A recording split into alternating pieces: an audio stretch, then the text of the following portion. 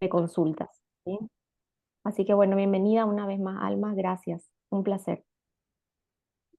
Bueno, muchas gracias, bienvenidas también todas y todos quienes se encuentran conectados ahora para ver nuestra segunda clase que, eh, bueno, es una vez más tópicos de microeconomía y género, pero en este caso nosotros abordaremos el trabajo, el tema trabajo, como trabajo remunerado y no remunerado, hogar y familia. Por cierto, la clase pasada también abordamos eh, algunos de estos aspectos desde la perspectiva de la teoría económica, eh, pero también, eh, eh, ¿cómo decirlo? Abordamos más que nada la dinámica de las relaciones de género al interior de la familia y su, eh, sus implicancias económicas. En el día de hoy vamos a tratar de explicar, de comprender, de conversar sobre trabajo. Para ello tenemos que ver cuál ha sido, ¿no?, el concepto de trabajo en general y en particular dentro de la ciencia económica y cuál ha sido la reconceptualización que las economistas feministas y las feministas en general han realizado a, para abordar esta temática. Vamos a mirar trabajo remunerado y no remunerado, hogar y familia, porque creemos que tanto un tipo de trabajo como el otro admiten esta perspectiva del hogar y de la familia en el sentido de cuáles son las condiciones, cuáles son los límites, cuáles son los motores que desde eh, la familia o desde el hogar este, se impulsan para que la realidad sea, bueno, un poco tal como la conocemos hoy en día. Entonces, dicho esto, vamos a pasar,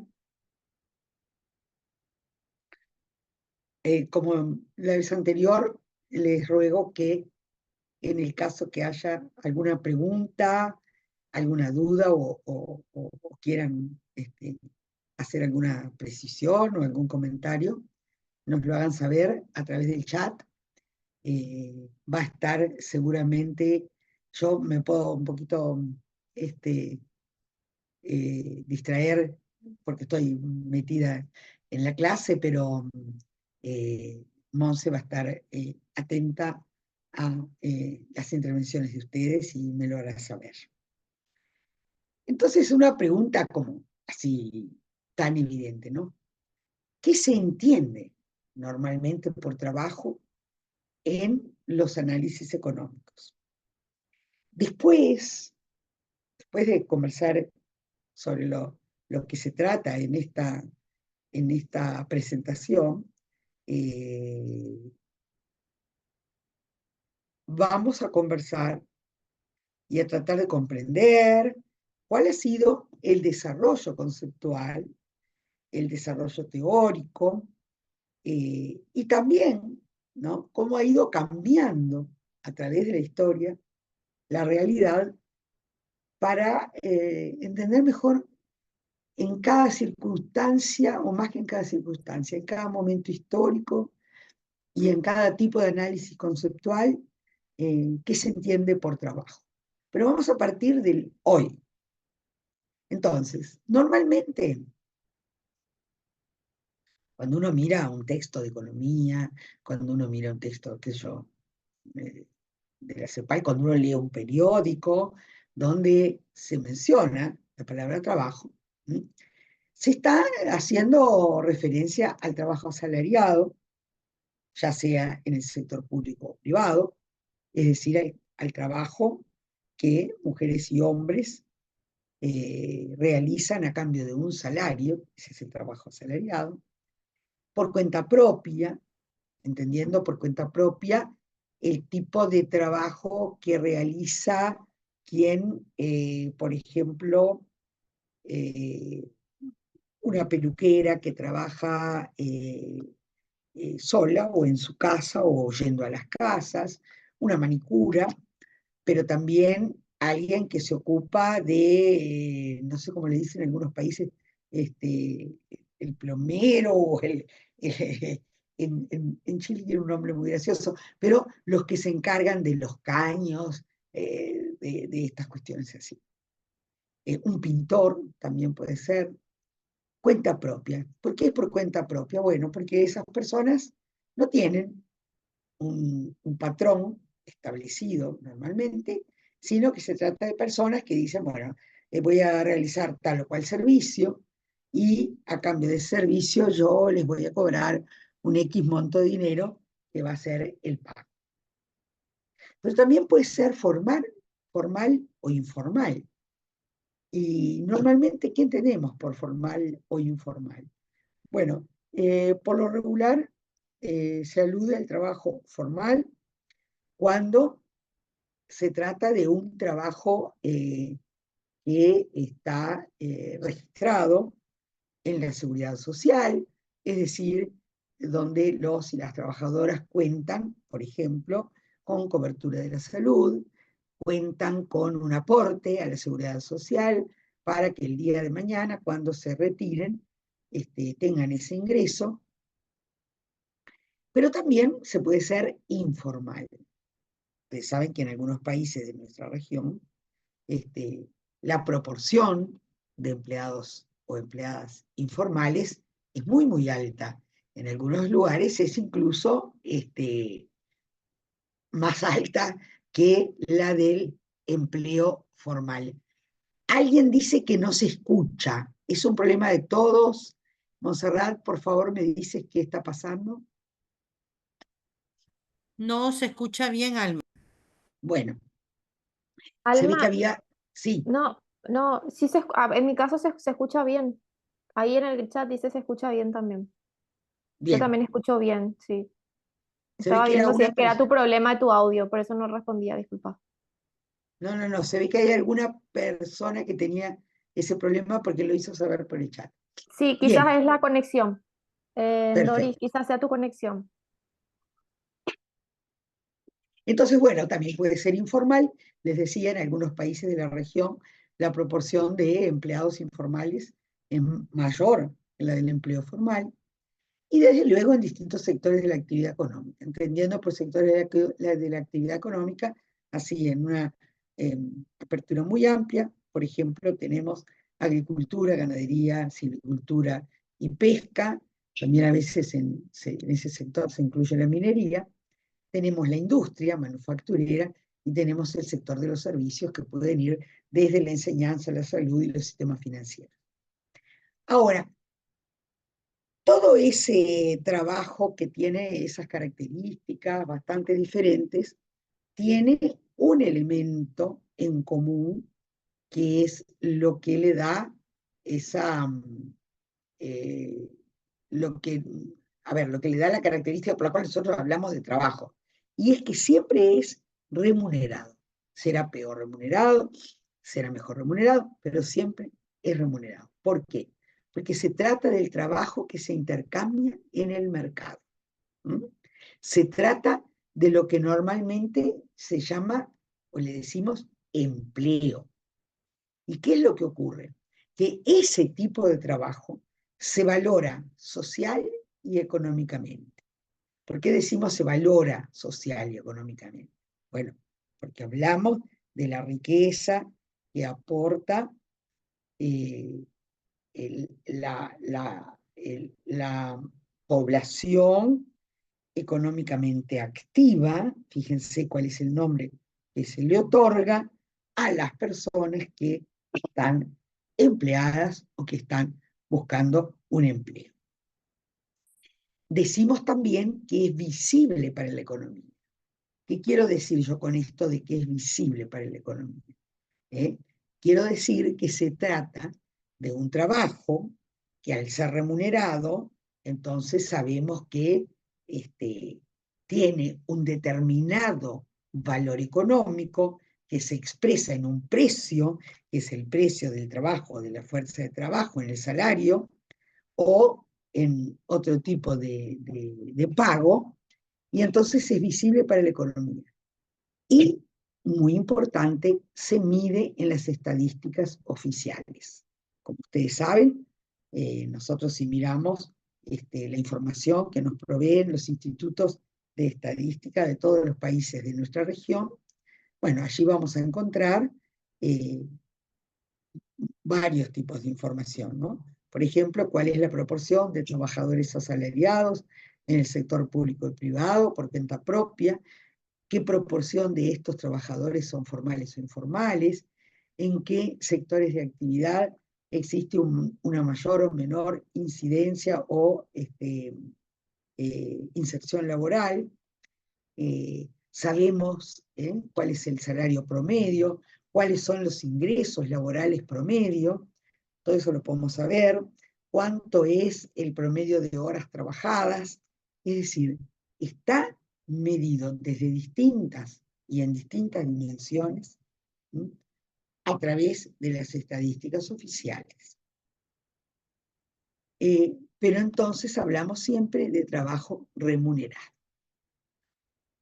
Entonces, uno podría decir que de alguna forma, para la economía, el trabajo siempre es empleo, siempre está vinculada a una transacción de mercado, ya sea a través de la venta de la fuerza de trabajo, como nos dice la teoría marxista, es decir, que las y los trabajadores van al mercado, venden su fuerza de trabajo a, al capitalista, a los dueños de los medios de producción, y reciben a cambio un salario. O, como se dice en la teoría neoclásica, el trabajo es uno de los factores de la producción. Es decir, entendiendo por factores de la producción el capital, por ejemplo, que se expresa en capital fijo, en distintos tipos de capital, y el trabajo. Trabajo remunerado, entonces, que es del que hablamos, que se le conoce más como empleo, que es el que dijimos que está en las estadísticas oficiales, que tiene valoración social y económica, etcétera, etcétera. El trabajo remunerado está separado, ¿sí?, conceptualmente, de las actividades domésticas. Como si las actividades que se realizan adentro de los hogares, relacionadas con lo que hablábamos en la clase anterior, ¿no? Cocinar, prestar un servicio, cuidar a un enfermo, etcétera, no tuviera ninguna relación con el trabajo remunerado. ¿Sí? Son dos cosas que pasan en la vida, que van cada una por su lado, y no existe relación alguna entre ellas. ¿Esto qué significa? Que las tareas no remuneradas, aunque sean la aplicación, ¿sí?, de mi capacidad física e intelectual para trazarme un objetivo, desarrollar una actividad, alcanzar ese objetivo, ¿sí?, que ya puede ser a través de hacer una comida, o coser una ropa, o limpiar un piso, ¿sí? Si bien son trabajo humano aplicado a esas actividades, sin embargo, al no ser remuneradas, están simbólicamente asociadas al no trabajo y excluidas del campo analítico de la economía. A ver, ustedes me dirán, bueno, completamente excluidas no, porque la clase pasada nosotros vimos cómo había autores que, como por ejemplo Gary Becker, y otros autores que han trabajado con él, que prestaban atención a este tipo de tareas. Prestaban atención a quiénes, cómo y por qué dentro de los hogares desarrollaban este tipo de tareas. Y efectivamente, consideraban estos autores que este tipo de tareas tiene una misión, una finalidad dentro de los hogares y que está vinculada al funcionamiento de la economía de alguna forma, en la medida en que logra satisfacer un conjunto de necesidades de las personas, ya sean personas dependientes, independientes, niños, adultos, etc. ¿Sí? Pero cuando se habla de trabajo, cuando se estudia el trabajo, o cuando se hablaba de trabajo, cuando se estudiaba el trabajo, era un trabajo simbólicamente diferente al de las tareas no remuneradas. Y fíjense, a mí me gusta, y en la clase pasada así lo hicimos, poner ejemplos de la vida cotidiana, de cuando simple y sencillamente no estamos en un curso de economía, de feminista, ni nada que se parezca, sino esa referencia, cuando se le pregunta a una mujer que no tiene un empleo, que no tiene un trabajo remunerado, a qué se dedica. Entonces es muy común que ellas respondan, yo no trabajo, ¿sí? Porque también en el lenguaje común y corriente de la vida cotidiana, efectivamente está de alguna forma asumido que quienes no realizamos actividades en el mercado para intercambiarlas por un dinero, por un salario, por un pago, por una remuneración, bueno, no trabajamos. Ahora, ¿esto por qué ha sido así? ¿Por qué fue así? Bueno, hay una cosa interesante que es un poco las primeras definiciones de la ciencia económica, ¿no? Y allí tenemos las fechas, algunas definiciones que ahora les vamos a conversar, del economista Adam Smith, que vivió entre 1723 y 1790. Él es el autor de este libro muy conocido y que sentó bases para el estudio de la economía, que es La riqueza de las naciones. La naturaleza y las causas de la riqueza de las naciones. Y de paso, les comento que hay un libro publicado hace pocos años que se llama ¿Quién le hacía la cena a Adam Smith? De una autora, Catherine Marsall, que no es difícil de seguir su lectura, pero que en el fondo busca discutirle a Adam Smith algo acerca del valor económico del trabajo que él no consideraba trabajo. Así que paso un poquito a ver esto. Bueno, primero, ¿por qué teoría del valor trabajo? ¿No? Bueno, hay una cosa muy importante y es la identificación del trabajo, de la actividad humana, ¿sí? Que está orientada hacia un fin, es la fuente de la riqueza de las naciones. Esto va a tener que ver con estos comienzos de la historia del pensamiento económico, con la teoría que se le llama objetiva del valor, y ahora vamos a ver por qué la teoría objetiva del valor, y es el trabajo y la riqueza están íntimamente relacionados. Por tanto, lo importante es conocer la cantidad de trabajo incorporada a la producción de mercancías. Por eso es teoría objetiva del valor. Por eso el trabajo es la fuente de la riqueza de las naciones. Cada mercancía, cada mercadería una laptop, un vaso, un par de zapatos, eh, están elaboradas mediante la aplicación del trabajo humano. Y esto se puede medir en horas. Claro, cuando uno piensa en la elaboración de una computadora, tiene como que irse para atrás, porque no son solo las horas de armar el aparato computadora, sino todas las horas que están incorporadas en cada una de las piezas y las partes que han logrado que esa computadora funcione.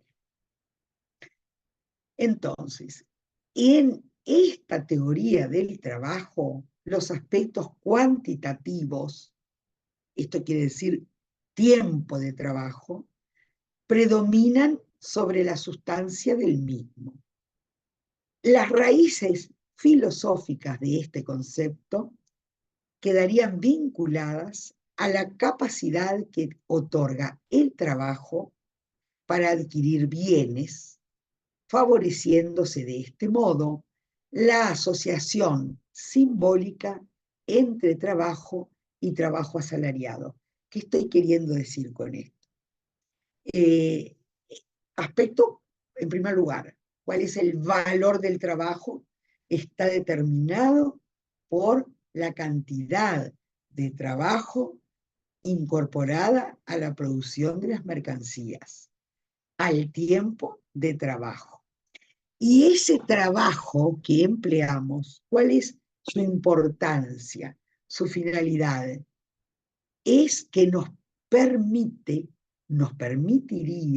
¿sí?, adquirir todos los bienes, ¿sí?, y servicios que nosotros necesitemos para satisfacer nuestras necesidades. O sea, solo podemos producir algunas cosas, ¿sí? Pero mediante nuestra actividad en el mercado, al recibir, ¿sí?, un pago, un salario, etcétera, entonces podemos adquirir otras.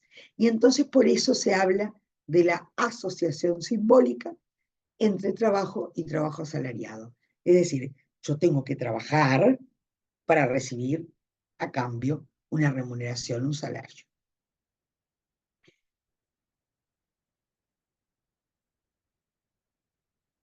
Los economistas clásicos, como Adam Smith, pero también Marx, que para quien el concepto de trabajo era relativamente similar, no es que no reconocieran, yo les contaba también en la clase pasada, que era importante la actividad de las mujeres en la casa, que se destina al cuidado familiar, a la crianza y a la educación de los hijos, sobre todo crianza y educación de los hijos. Y para los clásicos eran muy importantes, porque fíjense ustedes que la crianza, una buena crianza y una buena educación de los hijos, los iba a transformar o iba a dar lugar a trabajadores y trabajadoras productivas que, como dije antes, constituyen el origen de la riqueza de las naciones. Aunque se entendía esta importancia, yo también el otro día les hablaba de que en el caso de Marx estaba claro que la subsistencia de los y las trabajadoras, que la reproducción de la fuerza de trabajo estaba vinculada a ese trabajo no remunerado de las mujeres, o sea, no es que no se viera, que no existiera, que no se reconociera, pero no se le otorgaba valor económico a esa actividad. Después de Adam Smith, Marx, ya lo he comentado, voy a ir un poco rápido con esto, retoma y avanza en la teoría del valor trabajo. En Marx va a entender que el sistema capitalista es una construcción histórica, que por cierto él caracterizaba como un modo de producción dentro de la historia surgido en el siglo XVIII, siglo XVII, con la evolución de la industria, caracterizado por primera vez en la vida con el trabajo asalariado, es decir, personas que no eran esclavas, ¿sí? Nadie era dueños de esas personas, como en la esclavitud, personas que no eran siervas, es decir, que no tenían que trabajar y darle parte de la producción a un señor, a un rey, sino personas que eran relativamente libres, ¿sí? Que cambiaban su fuerza de trabajo, es decir, su capacidad física e intelectual de realizar una actividad a cambio de un salario. Es decir, sistema capitalista, un momento de la historia caracterizado por el trabajo salarial.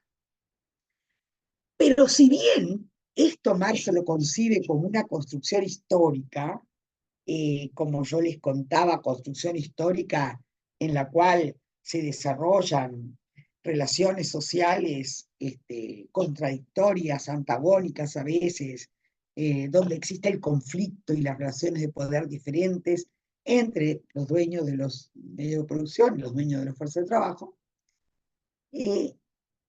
a las mujeres y al trabajo de las mujeres, digo el trabajo de las mujeres porque así está asociado, ¿no? En la vida y en el pensamiento. Es decir, todo lo que tiene que ver con los cuidados y todo eso, lo asociaba con la naturaleza.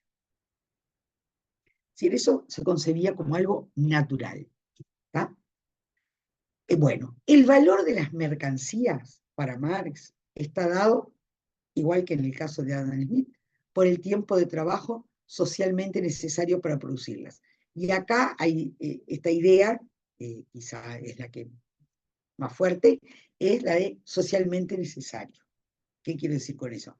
Que si, bueno, es el típico ejemplo que pone Marx en el Capital, ¿no? Si el zapatero que hace unas determinadas botas, digamos, pone X cantidad de tiempo y otro pone la mitad de su tiempo, bueno, o uno lo hace demasiado rápido o el otro lo hace demasiado lento, de manera que lo importante es lo que el tiempo de trabajo de elaborar una bota sea el socialmente necesario. El que le lleva más tiempo va a perder plata, y el que le lleva menos tiempo va a ganar un poco más de plata con lo que esas botas cuesten.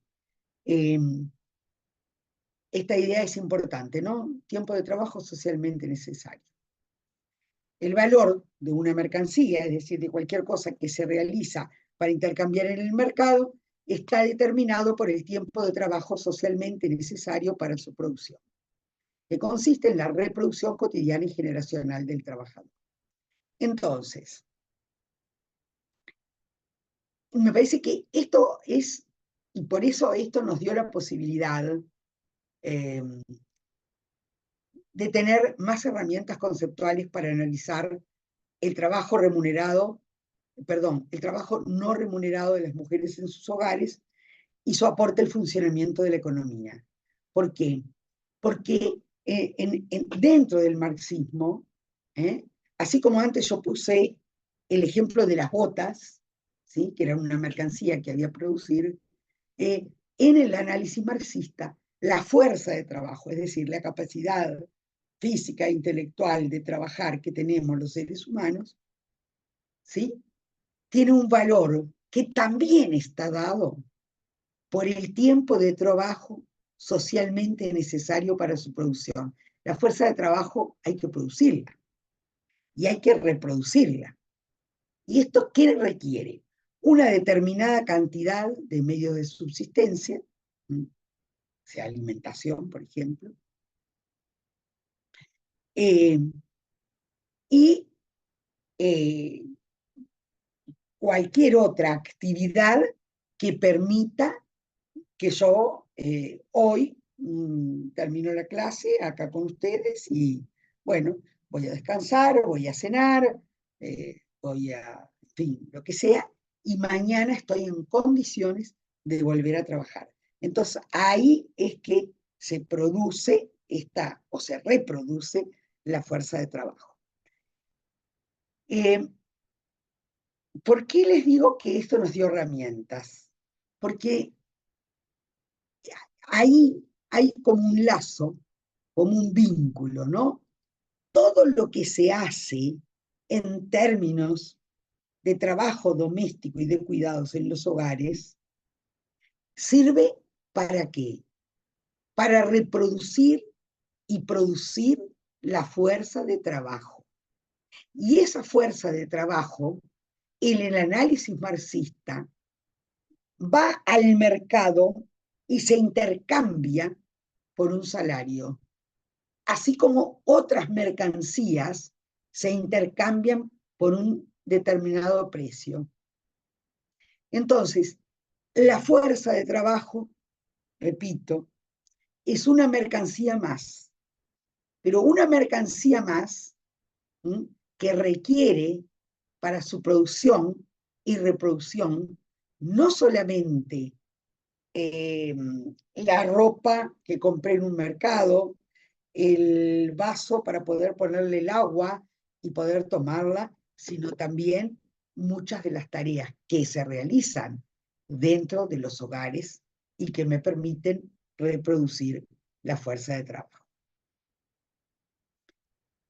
La conservación y reproducción constante, esto no puede parar nunca, ¿no?, de la clase obrera, esto era la terminología marxista, son una condición necesaria y permanente del proceso de reproducción del capital. Y acá tenemos el vínculo, ¿no? El vínculo con lo económico. O sea, la conservación y reproducción de la clase obrera es imprescindible para que el capital se pueda reproducir, porque el capital se reproduce a partir de la aplicación de nuestra fuerza de trabajo a las máquinas, a los servicios, a lo que sea. Ahora, es interesante esto, ¿no? Fíjense, es tan importante, ¿no?, la conservación y la reproducción constante de la fuerza de trabajo de los y las obreros. Pero, ¿cómo se asegura esto? Bueno, entonces dice, ¿cómo el capitalista sabe, ¿no? ¿Cómo está seguro que siempre va a tener la fuerza de trabajo en cantidad y según la calidad que se requiera para que el funcionamiento del sistema capitalista se mantenga y se desarrolle? Bueno, dice, ¿por qué? Porque, bueno, uno es el instinto de propia conservación y perpetuación de los obreros, ¿no? Es decir, todos vamos a procurar estar vivos mañana y estar en determinadas condiciones. Igual capaz ahora, hoy en día, y no voy a hablar de esto, ¿no?, pero podemos conversar sobre esto, sobre muchas cosas que pasan en nuestras ciudades, en la vida urbana, donde habría que pensar que hay alguna proporción de personas de la sociedad que realmente cuentan con este instinto de conservación y perpetuación. Es todo un tema. Entonces, instinto de cada uno sobre cada uno, para reproducir la fuerza de trabajo que será necesaria para que el sistema siga funcionando. Y entonces, el trabajo doméstico y de cuidado que se realiza adentro de los hogares, aparece asimilado casi a un bien de la naturaleza. O sea, somos instinto, ¿no? Y somos instinto de conservación, los humanos, y además las mujeres somos naturalmente encargadas de cuidar, producir y reproducir la fuerza de trabajo. Es decir, esta era la perspectiva marxista. Entonces, vamos de nuevo, vimos a Adam Smith, cómo Adam Smith concibe el tema del trabajo, qué es trabajo, qué no es trabajo. Vemos a Marx, qué es trabajo, ¿no? Qué rol cumple el trabajo de la familia en la economía. Y se va produciendo al compás o en paralelo de la evolución, en paralelo diría yo, porque uno estimula lo otro, ¿no? Del pensamiento, el avance de la revolución industrial. En la medida en que la revolución industrial va avanzando, para ello se requiere avanzar en términos de la tecnología, de la ciencia, pero también de la organización de la producción, de la organización del trabajo. También van cambiando las posiciones y las situaciones de las personas, y también va modificándose los modos de interpretar la realidad. Para finales del siglo XIX, el trabajo definitivamente, considerando la evolución del pensamiento y la evolución de la vida en sociedad, estará indisolublemente asociado con el trabajo remunerado. Y además, es interesante que la industrialización impulsó el trabajo de mujeres y niños, pues si antes en muchos oficios la fuerza del trabajador era un factor clave, en la medida en que las máquinas tienen origen y se desarrollan y avanzan, van a ser posibles que las manejen las mujeres y los niños, es decir, las personas que tienen menor fuerza física. Incluso los empresarios fomentaron el trabajo de las mujeres y los niños porque llegaron a recibir salarios 2 y 3 veces inferiores a los de los hombres. Por otra parte, es con la revolución industrial que la vida en el hogar y en la fábrica toman distancia. Es una manera, ¿no?, de decir la vida, el hogar y la fábrica. A lo que estoy queriendo decir es, la vida del hogar, donde no hay trabajo remunerado, y la fábrica o el establecimiento donde sí hay trabajo remunerado, empiezan a estar bien separados. Ya no estamos en la época en que todo se realiza en el marco del hogar, del terreno familiar, etc. Y acá tenemos algunas muestras, algunos ejemplos, no hay muchas, pero sí hay algunas, de cómo se explotó el trabajo de los niños. Ahí tenemos unos niños que están en unos grandes telares y más abajo unas mujeres apoyados en las facilidades que otorgaba la maquinaria. Ahora, un poquito fuimos desarrollando, aunque vamos todavía a dar unos pasos más, cómo y por qué trabajo no remunerado y trabajo remunerado se van separando, cómo el trabajo no remunerado va quedando por fuera del análisis económico. Y nos vamos a hacer algunas preguntas y nos vamos a dar algunas respuestas un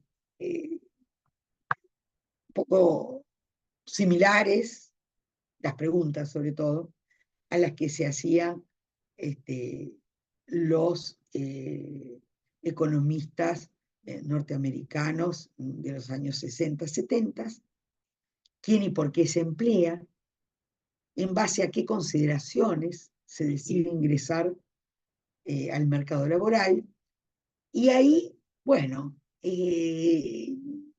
lo que hemos avanzado a través de la investigación y a través de los conocimientos, de los estudios, es que las decisiones de los individuos en el contexto familiar o de los hogares se toman de acuerdo a varios factores, ¿sí?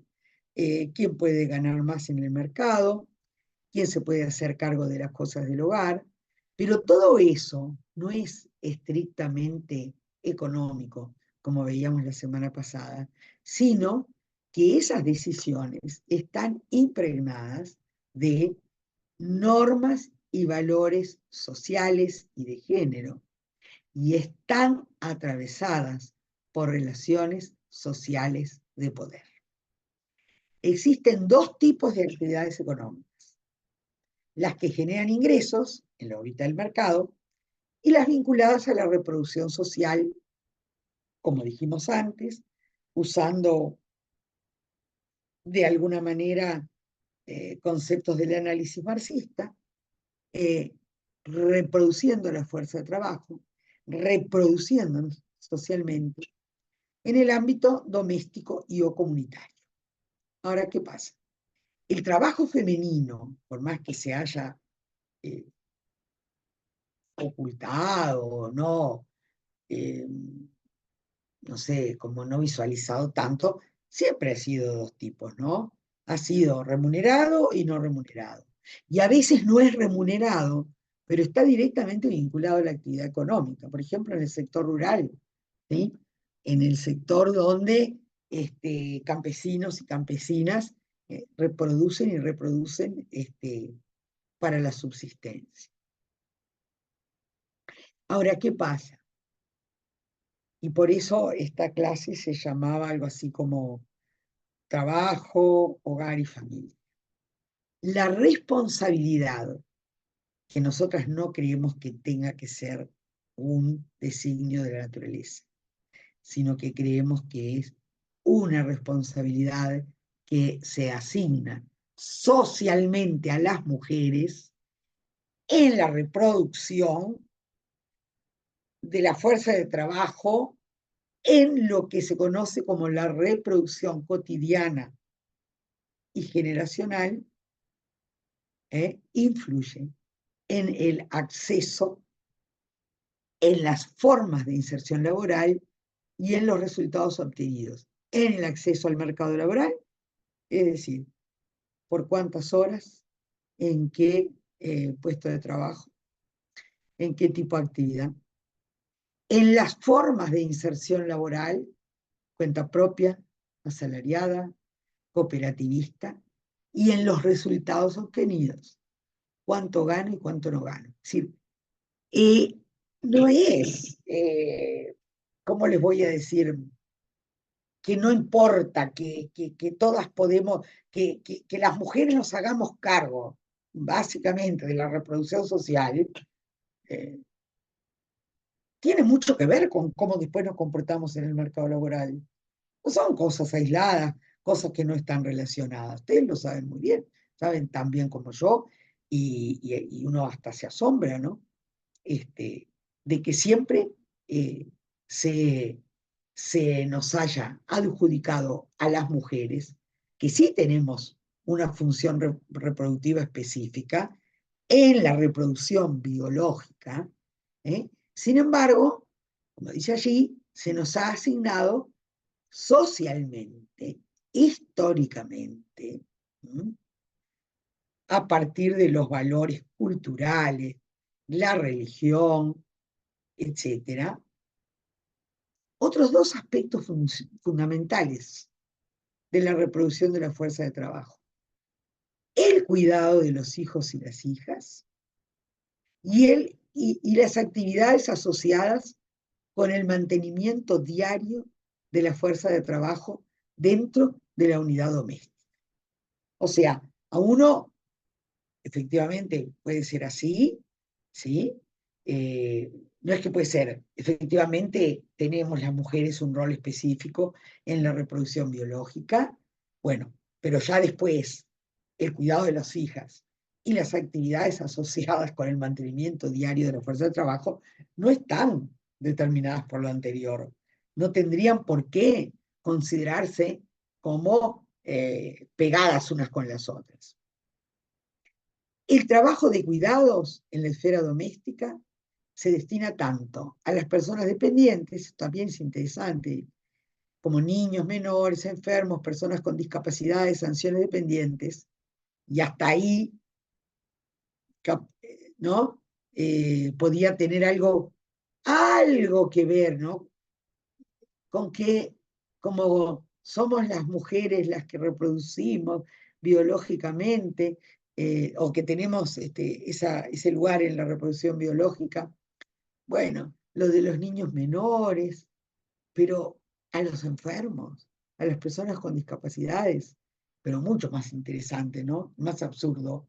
Y es que en la división sexual del trabajo también se le asigne a las mujeres el cuidado de los hombres adultos y de las mujeres adultas. Es decir, quienes no tienen ninguna no, quienes no tienen factores especiales de dependencia.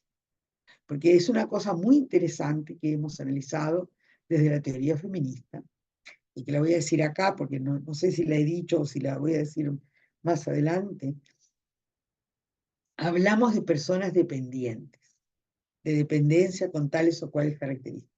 Pero las feministas hemos señalado, estudiado, desarrollado, que todos los seres humanos somos, de alguna manera, independientes. Somos interdependientes.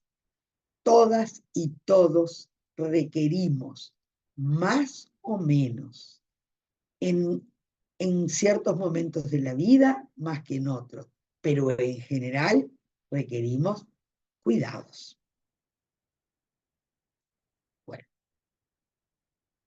seguimos con la historia del pensamiento. Y cuando termine esta parte, que es importante, porque ahora vamos a ver dos aspectos más, o dos avances más, vamos a hacer un pequeñísimo descanso. Que es ya el siglo XIX. En el siglo XIX, John Stuart Mill, filósofo y economista británico, propuso una definición ampliada para el trabajo productivo. Es decir, podía haber trabajo productivo e improductivo. Fíjense, acá hay, ¿no? Vamos como moviéndonos a lo largo de una línea del tiempo del pensamiento económico, ¿sí? Y tenemos que, llegado esta etapa histórica, tenemos dos tipos de trabajo, productivo e improductivo. Entonces, el filósofo John Stuart Mill dirá que el trabajo productivo no solo será la producción de mercaderías, como se había dicho con anterioridad, sino que también habrá servicios que pueden ser productivos. ¿Cuáles? Bueno, varios de los trabajos que hacen algunos funcionarios públicos, que son imprescindibles para el funcionamiento de la economía, todos aquellos trabajos vinculados al transporte y la distribución de los productos, porque si eso no se realiza, la economía no funciona, ¿no? Y el trabajo relacionado con los seres humanos.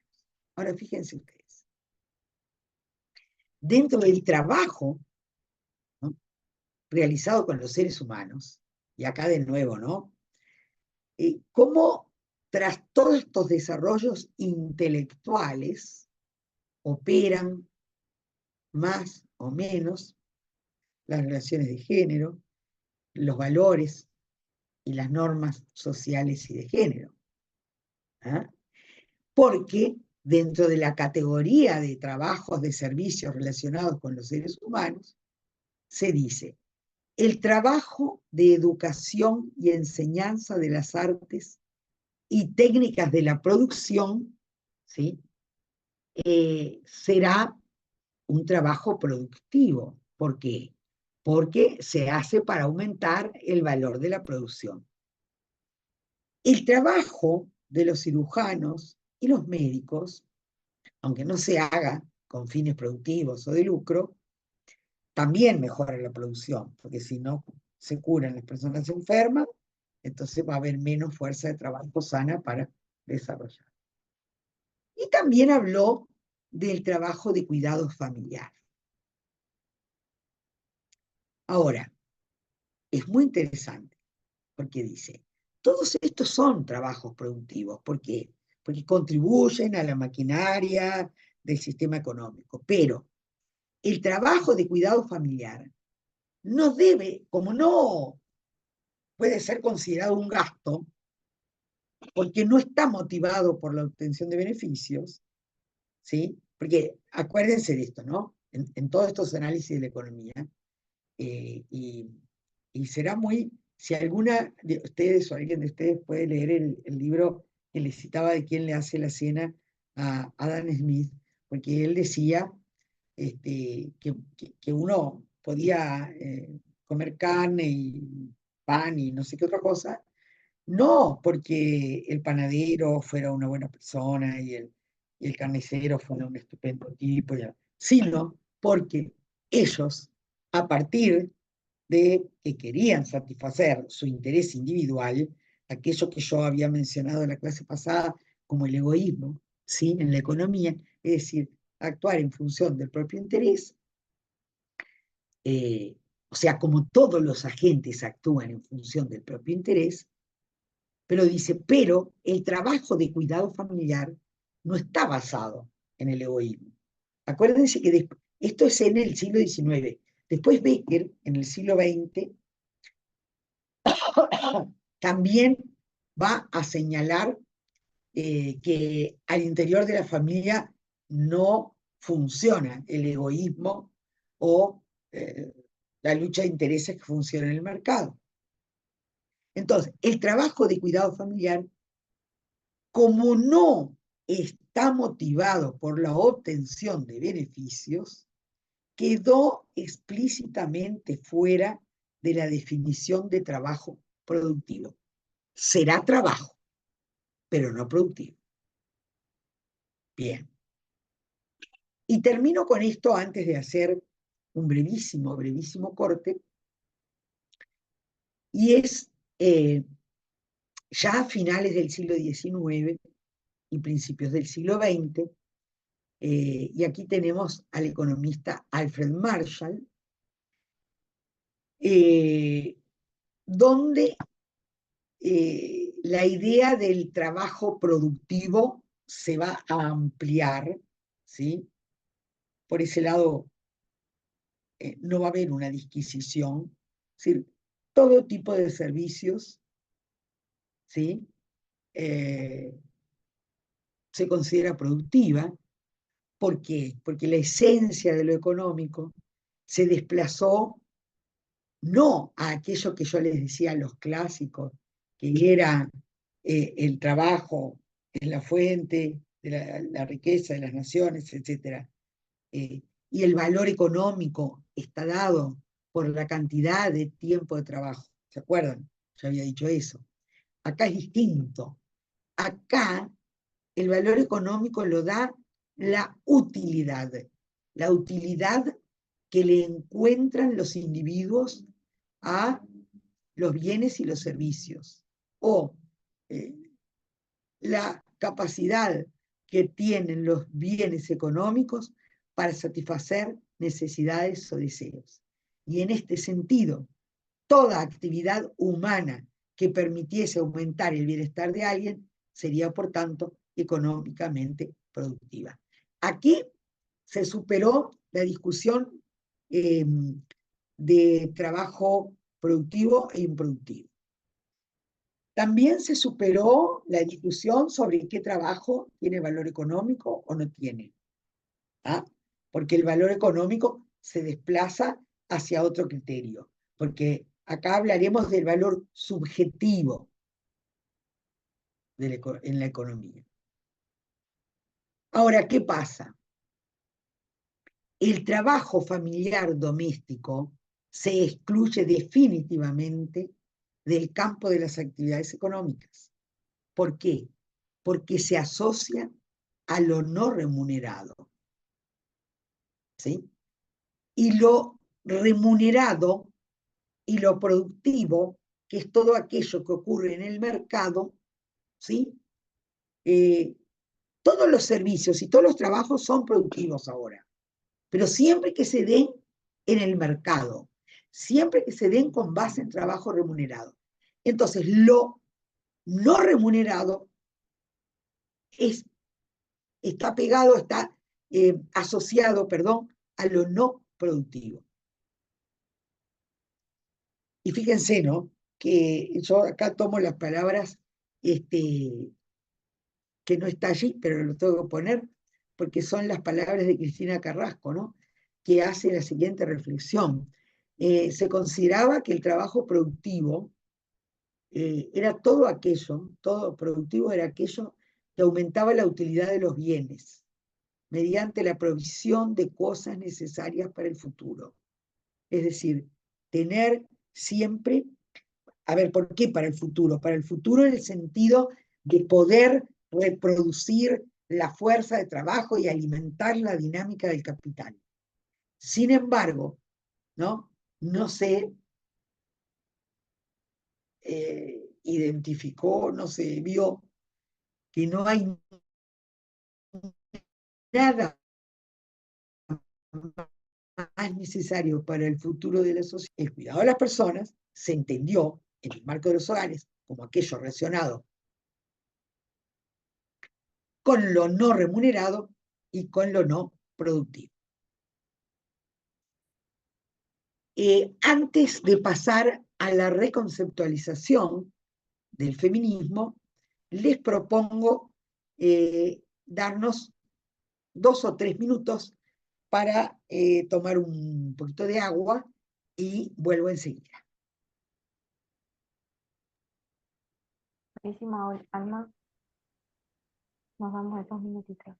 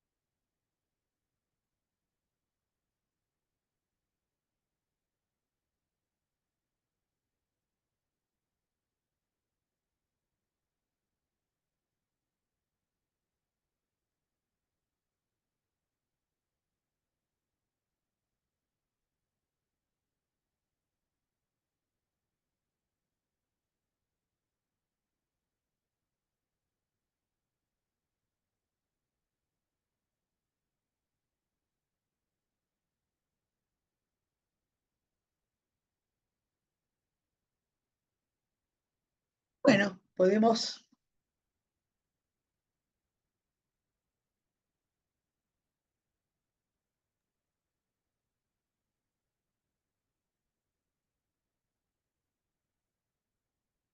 Vamos a continuar. Voy empezando mientras se van acercando todos. Tenemos un rato todavía. Después le voy a dar la palabra a Monse para que conversen sobre las cuestiones relacionadas con las tareas del curso. Bueno, yo todo este cuento largo, que ojalá les haya interesado y no les parezca demasiado aburrido, pero sí es necesario. Es necesario hacerlo porque es muy importante saber por qué eh, eh, por qué han sido así las cosas, o han sido como han sido. Es decir, por qué la economía le ha costado tanto, y todavía, por supuesto, y por qué dentro de la teoría económica se percibe, o no se percibe, mejor dicho, la importancia del trabajo doméstico y de cuidados. Y por qué hemos tenido que ser los feministas las que hemos ido aportando en este sentido. Entonces, trabajo doméstico o trabajo no remunerado. Existe otro trabajo doméstico, yo estoy hablando del no remunerado. Bueno, a mediados de los 60 tenemos a una economista norteamericana, Betty Friedman, que ella comenzó a cuestionar o a plantear la situación de subordinación que vivían las amas de casa en esa realidad. Entonces cuestiona desde una perspectiva política la funcionalidad de la estructura familiar moderna y ella habla de una condición social de las amas de casa. Es una perspectiva polémica, a ver si es que, así como, no sé, como los trabajadores asalariados tienen la misma condición social como una clase, si uno podría visualizarlo de ese modo con el tema de las amas de casa. Ama de casa, dueña de casa, no sé, en distintos países de América se habla de una manera distinta. Este es otro punto interesante para discusión, para investigación. También Margaret Reid, que es una economista de principios del siglo XX, una mujer, pero que empieza a hablar por primera vez del valor económico del trabajo no remunerado y de cuidados.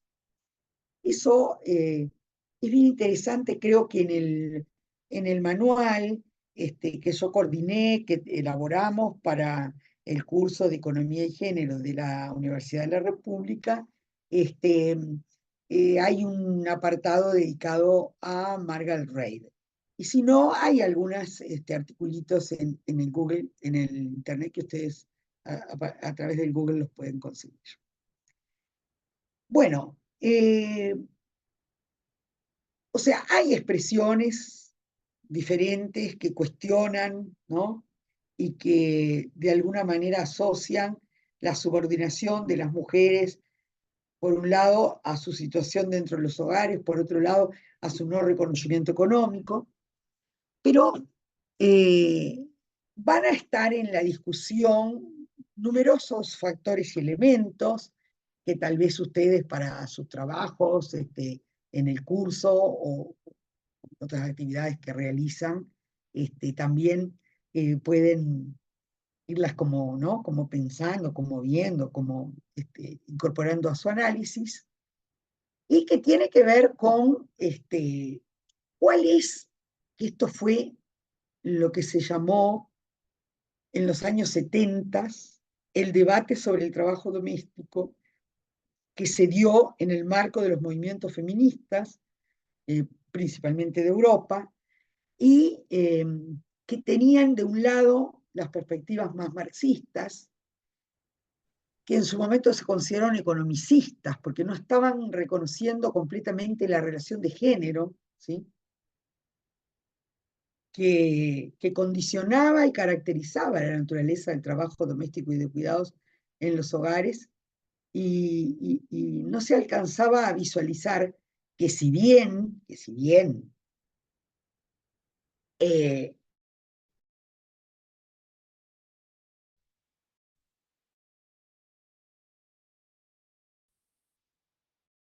el trabajo doméstico y de cuidados no remunerado es funcional al tema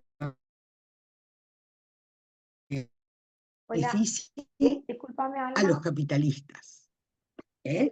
Sí, no es, Alma, discúlpame, creo que ahora sí, estamos, te estoy escuchando muy entrecortado, no sé si solamente yo o alguien más, solo para chequear que estén siguiendo porque no se está escuchando a mucho ver, sonado. sí, Sí, se está a cortando, mí me me confirma. pareció, Está en las porque me señales. apareció un cartelito, y, Si apagas la cámara, bueno, capaz a que ver, ayuda un poco. es cierto que el otro día hice eso, apago. Bien, entonces, vuelvo, decía, hay expresiones que cuestionan la naturaleza del trabajo doméstico y de cuidados dentro de los hogares. También hay polémicas en torno a si tiene o no tiene económico, cuál es su relación con la economía, con el que en los años 70 se da un debate, que precisamente se llamó el debate sobre el trabajo doméstico, al interior de los movimientos feministas, que implicó discusiones atravesadas también por las ideas socialistas, marxistas, eh, en fin, que no estuvieron de acuerdo, por ejemplo, con ideas como la de Betty Friedman, que las amas de casa eran casi como una clase autónoma, eh, que tampoco se trataba de un tema o de una relación exclusivamente económica entre el trabajo en los hogares y el funcionamiento del sistema.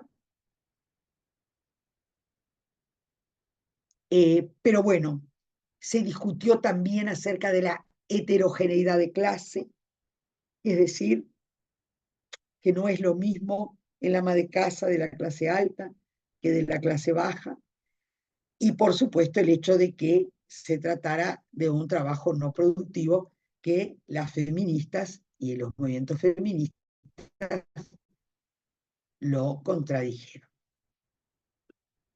Entonces, ¿qué es en esa reconceptualización lo que colocamos las economistas feministas? Más o menos con este cuadrito lo que yo estoy queriendo decir es que en la parte, en la mitad de arriba, nosotros tenemos que hay trabajo remunerado que está asociado a la producción de bienes y servicios en el mercado. ¿Sí? Esto, trabajo remunerado, pasa por el mercado laboral y produce esos bienes y servicios que tienen valor económico y precios. Esta es la parte superior de ese cuadrito. En la parte inferior, ¿qué tenemos? También producción de bienes y servicios, ¿sí? En los hogares y en la comunidad. ¿eh? Y producción de bienes y servicios que tienen valor económico, pero que se realizan con base en trabajo no remunerado. Ahora, yo puse ahí unas flechitas ¿eh? que pretenden dar idea de un movimiento circular, porque lo que nosotras creemos es que todo esto está absolutamente eh, asociado, ¿sí? Eh, y que sin la parte de abajo de ese diagrama no podría existir la parte de arriba. O sea, no solo estamos hablando de un trabajo productivo, de un trabajo que crea valor económico, sino que estamos hablando de algo que es imprescindible para la sociedad y para el funcionamiento de la economía. Es decir, se produce para el mercado, pero también se produce para el hogar y para la comunidad. Para producir hay que trabajar en forma remunerada y no remunerada. Ambos son trabajos, porque son formas de producir bienes y servicios, aunque no sean por un pago. Los hogares en el análisis económico son normalmente tratados como unidades de consumo, pero en realidad, si bien se consume, también se produce, a diferencia de lo que dice la teoría económica. Se consume, pero no se produce. ¿Por qué? Acuérdense, a ver, vamos de nuevo, por esta idea de que solo existe producción cuando esas tareas, aunque sean iguales, se hacen en el mercado. Es decir, si yo hago un pastel en mi casa para comérmelo yo, repito porque estuvo inestable internet, para producir se requiere trabajar en forma remunerada y no remunerada. Ambos trabajos son formas de producción y de bienes y servicios. Teoría económica, en el diagrama de flujo de la economía, suele caracterizar a los hogares como unidades de consumo. Sin embargo, nosotras decimos, los hogares son lugares de consumo y de producción. ¿Por qué?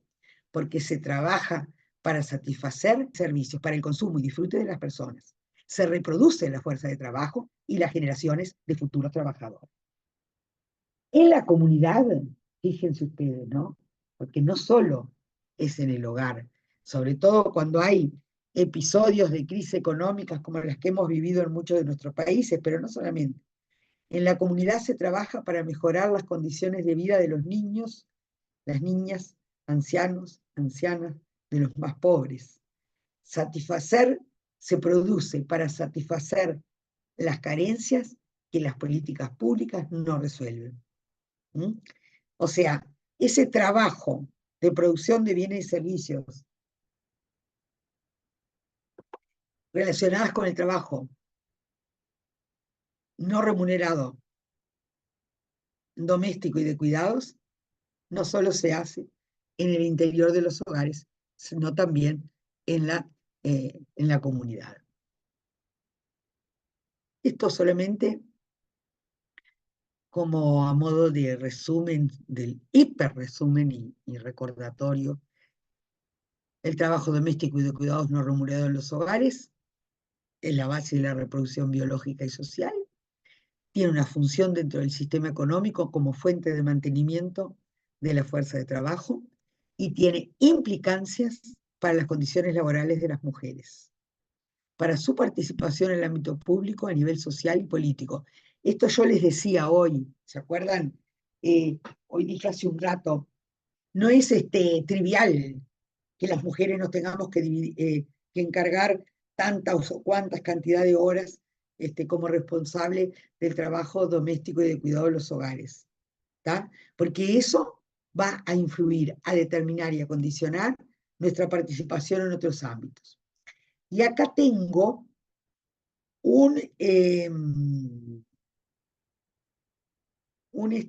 gráfico que es de CEPAL, tiene algunos años, hasta el 2017, no conseguí otros más nuevos, pero no importa mucho porque las variaciones, es muy estructural la cantidad de horas que dedican hombres y mujeres al trabajo remunerado y no remunerado.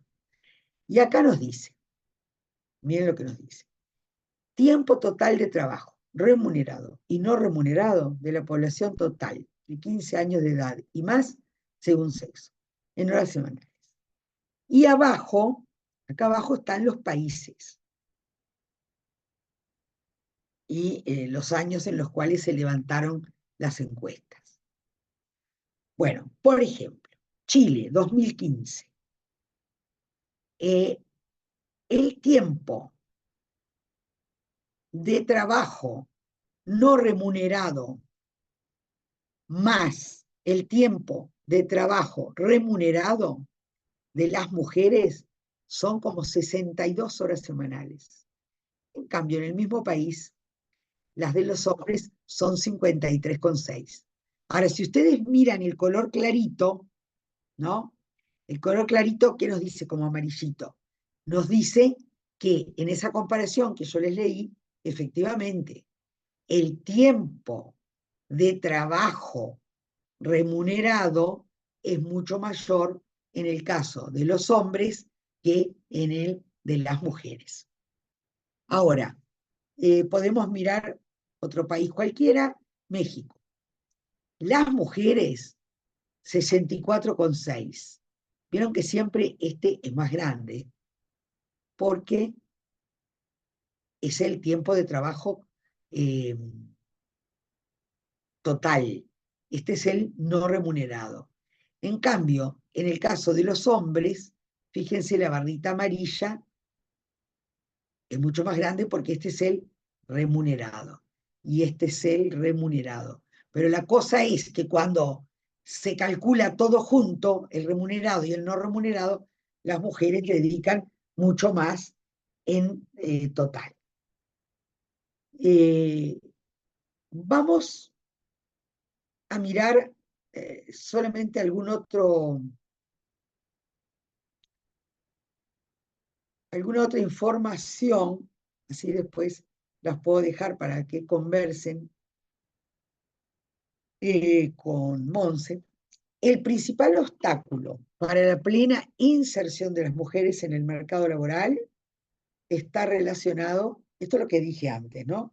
Y lo vimos Discúlpame la ahí. interrupción, Sí, solo porque se refiere al gráfico que habías mostrado anteriormente, Belén de México te consulta a qué se refiere el color morado de la gráfica. el color, ya voy, esperen un segundito.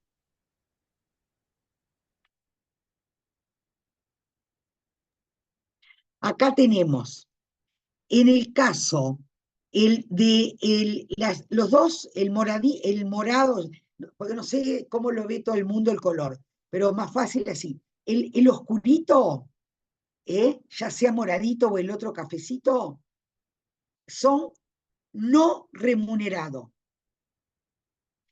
Y el amarillito o bellecito más clarito son el remunerado. Ustedes siempre van a ver que el de los hombres, el clarito, es más que el de las mujeres.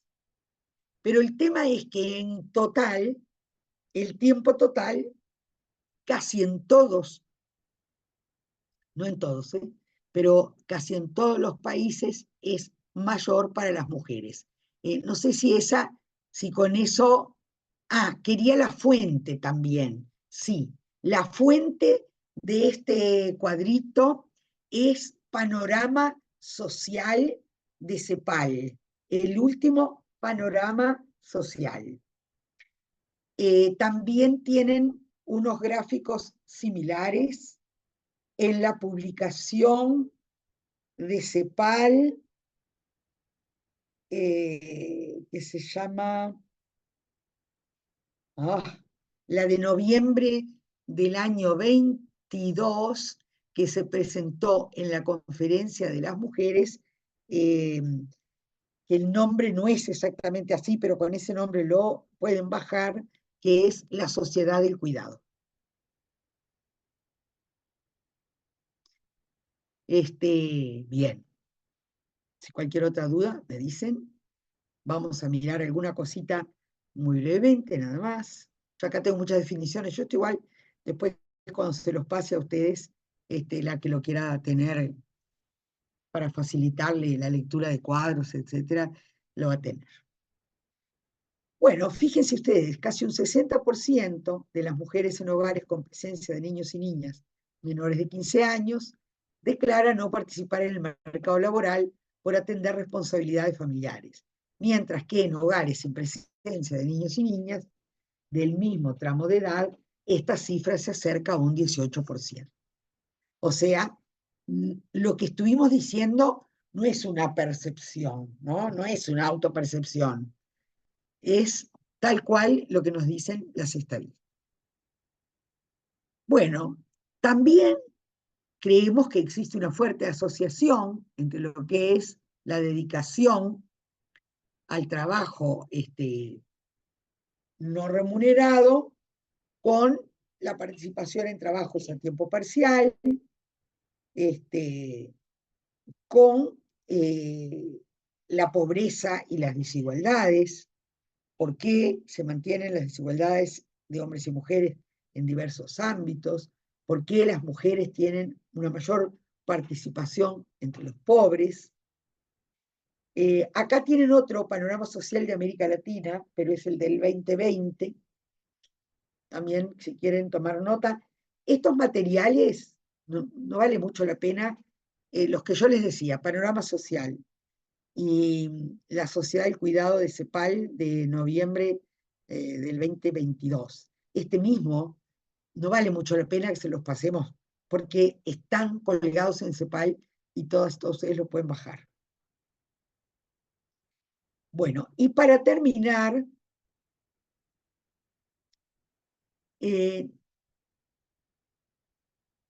ay, perdón, tenemos otra pregunta que me parece que está muy asociada a los valores y a las normas sociales y de género. Y es esta pregunta: ¿existen actividades propias de hombres y mujeres? ¿Por qué las mujeres tienen que ser médicas pediatras y los hombres son neurólogos o cirujanos cardíacos? Bueno, creemos que si fuera así, ¿quién o cómo se determinan? Entonces, tenemos que volver a indagar, si tal como nos decían los economistas del siglo pasado, si se determinaban efectivamente así las cosas. Si fuera así, ¿cómo influye sobre las posibilidades de alcanzar la igualdad? Es decir, ¿no? Las mujeres tenemos que ser peluqueras y los hombres tienen que ser carpinteros. ¿La igualdad de qué? Y si no es así, nosotras creemos que no es así, y lo hemos fundamentado, creo, bastante a lo largo de estas dos últimas clases, pero seguramente a lo largo del curso ustedes van a tener muchos más fundamentos. Comencemos a ponerlo en evidencia. Este es un paso hacia la igualdad. Es decir, creemos que el trabajo no remunerado en los hogares, asignado socialmente a las mujeres como principales responsables, condiciona las posibilidades prácticas de moverse en el ámbito de lo público, pero también las normas, creencias y valores que sostienen esa situación condicionan los puestos de trabajo que deseamos ocupar, las carreras que queremos estudiar, el ir o no ir a hacer estudios universitarios y hasta, en algunas comunidades, el ir o no ir a la enseñanza primaria. Así que, por mi parte, yo iría dejando por acá. Voy a mandar en esta semana los dos PowerPoint con las clases. Por supuesto, cualquier duda, solicitud de bibliografía, estoy a completa disposición. Y, Monse, si te parece bien, te puedo pasar la palabra. Buenísimo, muchísimas gracias, Alma. Bueno, la clase ha sido sumamente enriquecedora, como siempre nos tenéis acostumbrados. Bueno, muchas gracias por los materiales también, que siempre se agradece la presentación porque ayuda mucho, como decía, para guiar las lecturas y relecturas de los materiales. Bueno, yo les agradezco. Si vos querés ya Sí, retirarte adelante, si no. gracias. No, solo decirles que les agradezco mucho la participación. Es un número muy importante de personas que están siguiendo el curso. La verdad es que eso a uno le da muchos ánimos. Y bueno, a lo mejor hay temas que a veces son un poco, no son tan entretenidos, porque bueno, hay que dar algunos fundamentos, hay que seguir la historia, pero me parece que tenemos que hacerlo, es nuestra tarea. Así que un abrazo para todos y todas. Gracias, Alma, un placer. Será hasta la próxima. ¿Cómo no? Bueno, mientras, eh, como les prometí la clase anterior, la idea es que podamos conversar un poquito sobre las características que va a tener o que esperamos que tenga el trabajo final. Antes de meternos con eso, mencionar o recordarles la fecha de entrega es el 30 de junio. ¿Ok? La entrega va a ser por medio del Classroom, que se les va a habilitar para que puedan subir ahí, porque a veces se pierde si los trabajos son enviados por correo electrónico. Eso ya nos ha pasado en experiencias anteriores, así que creemos que esta vuelta va a ser un poquito más ordenado si cada uno va subiendo sus trabajos a la plataforma.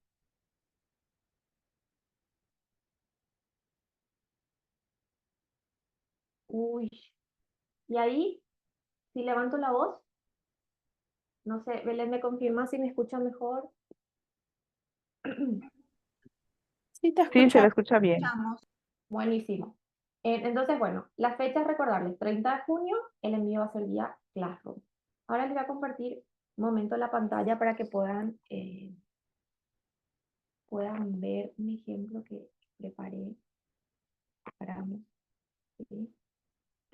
Del trabajo final. La idea es que, bueno, primero decir que la consigna general es que puedan articular algún tema, ¿sí? Eh, desarrollado a lo largo de la sesión, de las sesiones, a lo largo del curso, con alguna bibliografía proporcionada por el curso, y que, bueno, y que esos temas estén de algún modo relacionados con debates, polémicas, problemáticas que se encuentran hoy en discusión en sus países, o que no están en discusión y que ustedes quieren ponerlo en debate, en la conversación, en diálogo, ¿sí? Entonces, el ensayo tiene por objetivo principal la articulación de los temas abordados a lo largo del curso con, con la bibliografía proporcionada por el curso, aunque ustedes pueden tomar otra bibliografía, y ponerla en discusión en un texto breve, corto, que va a tener las características que ahora les voy a compartir. Sí, Rafaela, te va a enviar este mismo documento por correo, por el Classroom, ¿sí? Lo voy a subir al Classroom. Ahí les hago un zoom. La idea es que el texto tenga esta estructura, bueno, el título, sin que tenga yo solamente lo mencioné, ¿verdad? La idea es que tenga el título, el nombre de ustedes, seguido por el país, ¿sí? Así lo registramos.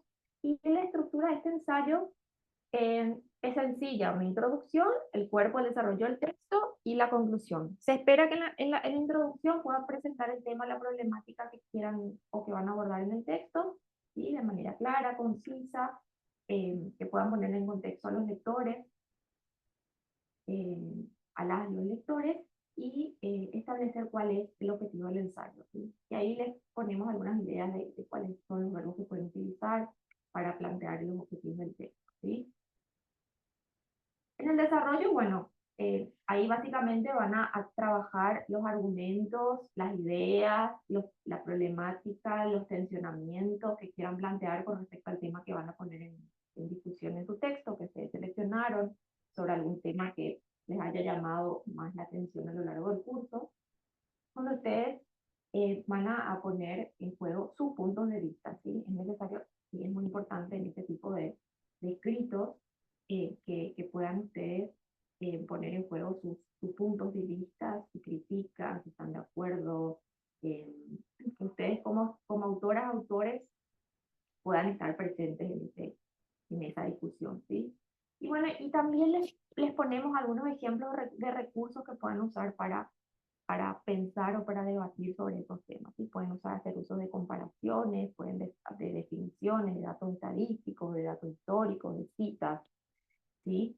De ahí les pongo una breve observación sobre que no es necesario, por supuesto, hacer uso de todos estos recursos, sino que van a modo de ejemplo y ayudarles un poco a estructurar y a pensar el ensayo. En las conclusiones, como en todo texto, bueno, se retoman los aspectos más relevantes de todo el texto y presentan una breve síntesis, y al final también estaría bueno que puedan eh, dejar ahí como dando vuelta algunas reflexiones finales sobre el texto, que puede ser como ir un poquito más allá de lo que ustedes plantearon en el material, o bueno, algunas ideas que hayan quedado ahí en, en el tintero y que bueno, no se haya podido abordar en el. Y la bibliografía, sí, la idea es que ustedes puedan hacer a lo largo del ensayo citas, ¿sí? De los textos que realizamos sobre los temas que eligieron, que fueron presentados durante el curso, y que bueno, y que al final ustedes puedan establecer, consignar las referencias bibliográficas completas haciendo uso de las normas APA. Hay muchas ediciones, no se compliquen con eso, pueden elegir cualquiera de ellas, pero las normas APA como una norma general para poder ordenar un poco eso. Y sobre los aspectos técnicos, bueno, es un ensayo, ¿sí? Ya lo habían mencionado, donde tiene como un tipo de texto que tiene como característica central en presentar el punto de vista o la opinión personal de quien escribe, ¿verdad? En ese texto. Ya les había dicho sobre la consigna, que puedan poner en juego un tema del curso, con alguna bibliografía proporcionada a lo largo del curso sobre ese tema, y la realidad nacional de los países donde ustedes viven, residen, de manera a poder también poder pensar esos temas en función a sus países o a la realidad de sus países en ese momento. Puede ser un tema, como ya les dije, que esté en debate hoy, o que bien no esté en debate y que ustedes quieran problematizar, ¿sí? La extensión máxima del texto es de 1000 palabras, ¿sí? Máxima. Puede ser, 1000 palabras son aproximadamente 2 páginas. Puede ser una página. Si tienen capacidad de síntesis y lo pueden plasmar en una página, buenísimo. En página y media, buenísimo. No, por eso no ponemos, no establecemos un mínimo de palabras, sino un máximo de palabras, ¿sí? En la tipografía solamente para ordenar, porque son muchos textos, vamos a recibir muchos materiales y eso ordena un poco la lectura, tener el mismo formato. Tipografía Times New Roman, el tamaño del título 14, el texto 12, el interlineado de 1,7. Esto, por supuesto, ustedes lo van a tener a disposición para consultar al momento de trabajar sobre sus ensayos. Esto, reitero, para quienes no lo tengan en mente, este trabajo, esta propuesta es para la obtención de la certificación por haber cursado el curso Parte de la Latindad. Y recuerden que junto a este trabajo también se tiene en cuenta la participación a las sesiones, ¿sí? Por lo menos 10 de las 11 sesiones.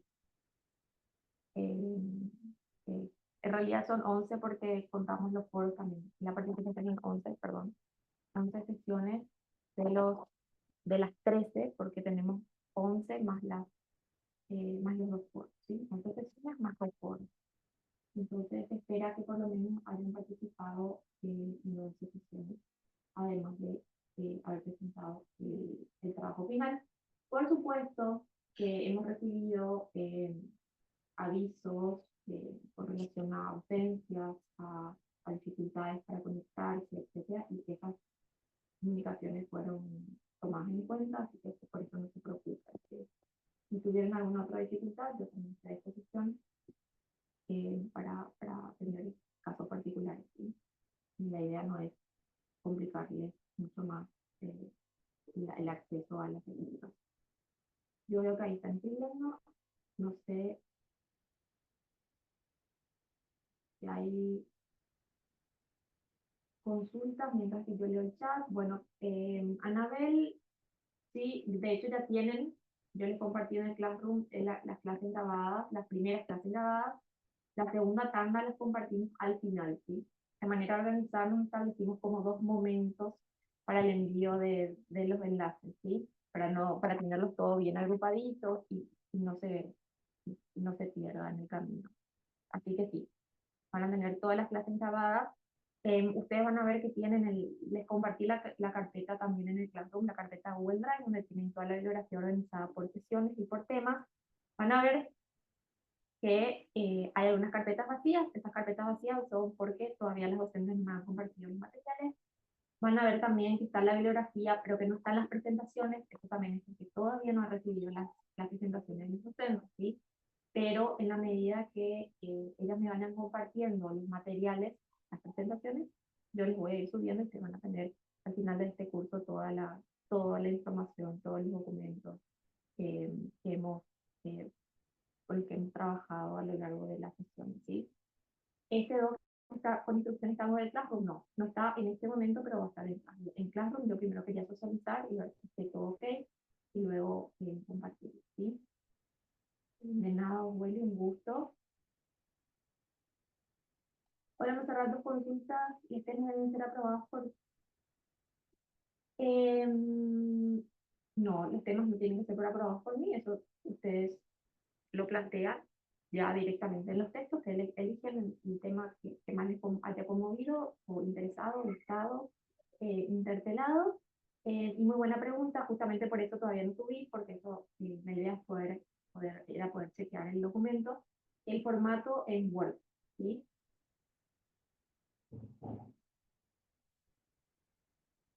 Eh, por el momento en el chat no hay más preguntas, pero si alguno quisiera consultar algo más, estoy a disposición.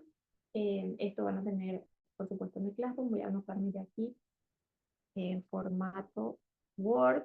Gracias, Ryan. Sí, Gabriel, adelante. ¿Cuándo se abre el Classroom para enviar los trabajos? Lo vamos a tener habilitado desde la próxima semana, al inicio de la próxima semana. ¿Sí? Gracias.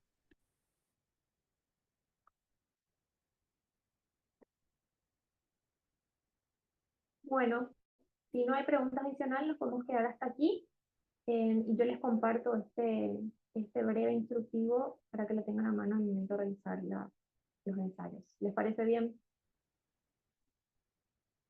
La próxima clase, recuerden que ya nos queda el último módulo, son 2 sesiones más. En las próximas 2 sesiones y últimas de nuestro curso nos va a acompañar Julieta Iscurdia desde Argentina, donde vamos a trabajar en política fiscal feminista, ¿sí? Así que bueno, nos queda eso, más el foro de cierre y bueno, y terminamos con este quinto curso de Economía Feminista. Así que por lo que veo, no hay más dudas. Nos reencontramos la próxima. Van a estar recibiendo los materiales a medida que yo reciba también esos materiales por parte de los docentes, ¿sí? Bueno, les dejo hasta aquí, que descansen y será hasta la próxima.